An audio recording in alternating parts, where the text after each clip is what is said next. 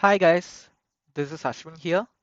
In this video, we are going to solve the problem cycle deduction in linked list. A linked list is said to contain a cycle if any node is visited more than once while traversing the list. Complete the function provided for you in your editor.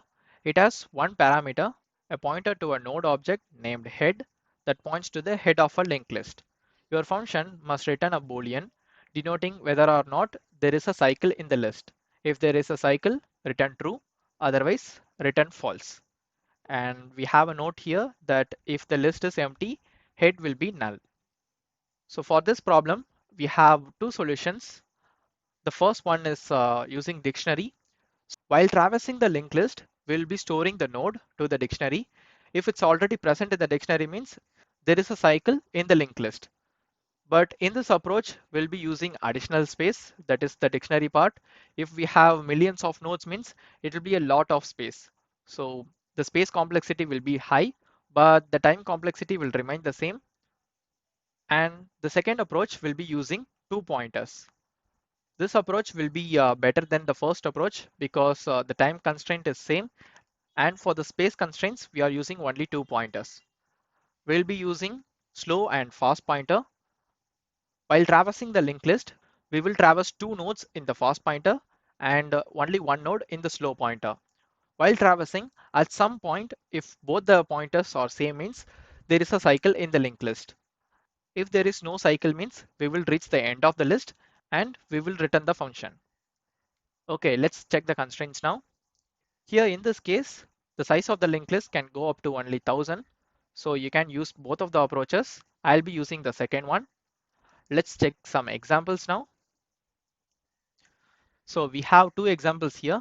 In the first example, we have only one element in the linked list and there is no cycle in the linked list. So we will be returning false, that is 0. In the second case, we have three elements in the linked list. As you can see, 3 is pointing to 2.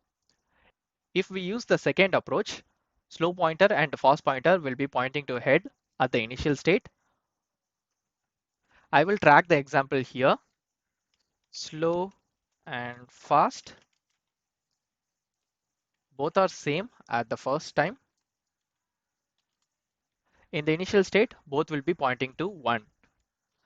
After one step, slow will be pointing to 2 and fast will be pointing to 3 because we are traversing two nodes. And again, slow will be pointing to 3, and if we say two nodes means it will go to 2 and again it will go to 3. So 3. Both the pointers data are same and the location is also same. Will be returning true because it is a cycle in the linked list. Like that, we will be solving the problem. Now let's solve the problem.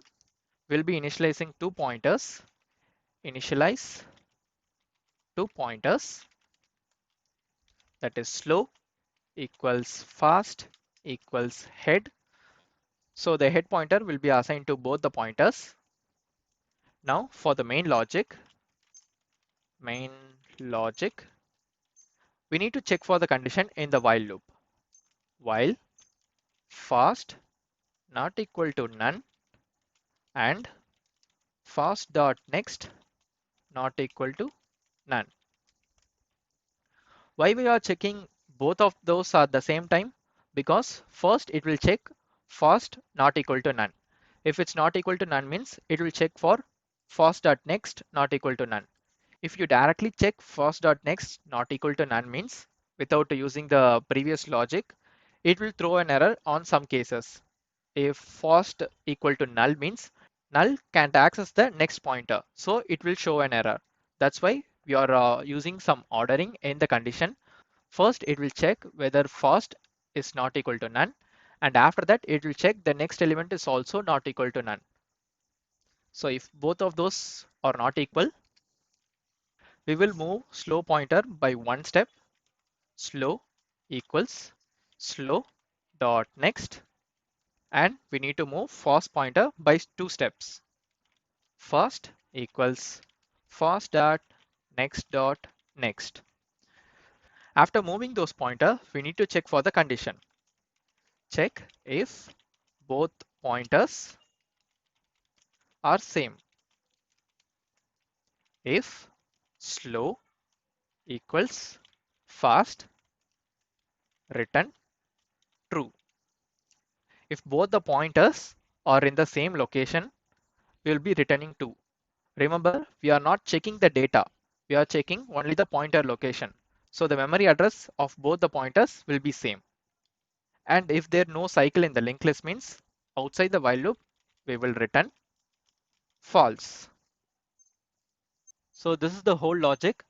We are initializing 2 pointers and we are traversing slow pointer by 1 step and fast pointer by 2 steps.